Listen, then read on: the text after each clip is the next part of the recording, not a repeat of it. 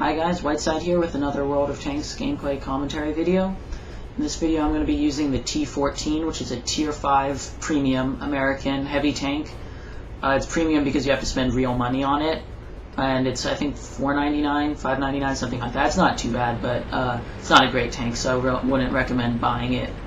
I'm on the map Abbey, which is a fairly large map. It's one of my favorite maps actually because there's lots of cover and I like going through the town, as you'll see me do. It's a good map to play on.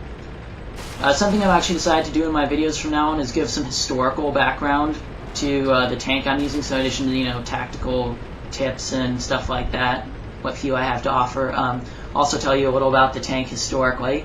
So this is a T14. It was designed because in the early part of the Second World War the British lacked a heavy tank, and they needed a sort of a stopgap heavy tank to face the more powerful German tanks that their armored divisions were going up against. So they asked the Americans if they could design a heavy tank for them, and the T14 was what the Americans designed. It was very similar to the Sherman. It used the same chassis, same turret, but with more armor on it and everything, except the problem was the Sherman chassis was designed to be a medium tank chassis, so it couldn't really hold all the weight of all the extra armor that they piled on this thing. So the few prototypes that were built were very slow and just not very effective. So instead the British decided to adopt their own heavy tank, the Churchill, which is actually a Russian premium heavy tank in this game. But so the few prototypes that were built were just discarded or not used.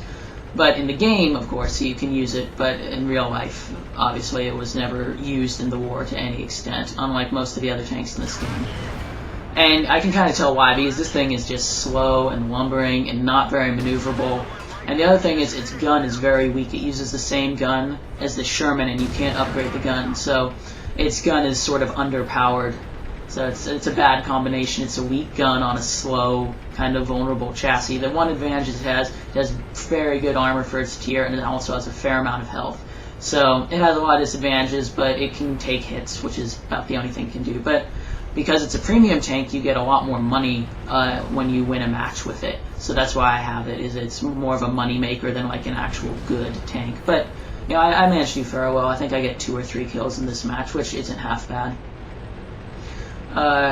Here I was shooting at this light tank because I was afraid he was going to flank around behind me and start shooting in my armor, and that is the worst thing, or not my armor, my engine. So the worst thing that can happen to you as a heavy tank is if a light tank or a medium tank gets behind you and just starts shooting at your engine, because it can blow up, you can light on fire, your ammunition can blow up, so you always want to keep the enemy in front of you.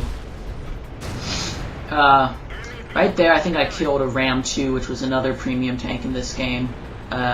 It's a medium tank, so I don't know. This tank can normally kill tanks its level and below, but it gets in real trouble when you're facing tanks that are higher level than you or just better than you, because its gun is so weak and it's so slow that lots of tanks can either run circles around you or they can just shoot you in a single shot and kill you. So not the best tank, but if you know how to play with it, it can be a fairly fun tank to play. It takes some practice to get used to its sort of slow, lumbering pace. I think its top speed is only like 30 kilometers an hour, which is very slow. But right here I'm flanking around their base. I think we'd killed all but 2 or 3 of their tanks at this point, so I was just rushing in to try and get a capture on their base before the match ended, because actually captures get you more experience than just killing all the tanks. Pro tip of the day.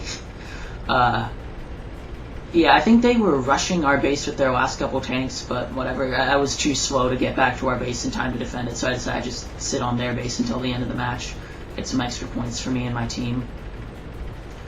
One thing, though, actually that you should know is if your capture rates are very similar, say your team gets to 100%, and then before the match ends, the other team gets to 100% as well on your base, it'll give you a draw. So if you have a fast tank and it looks like you're capturing at about the same speed, you should probably rush back to your base and just try and shoot them or distract them so that the enemy team doesn't capture and you get the win instead of the draw. I mean, a draw isn't bad, but the win gets you a lot more experience and money, so it just makes it easier.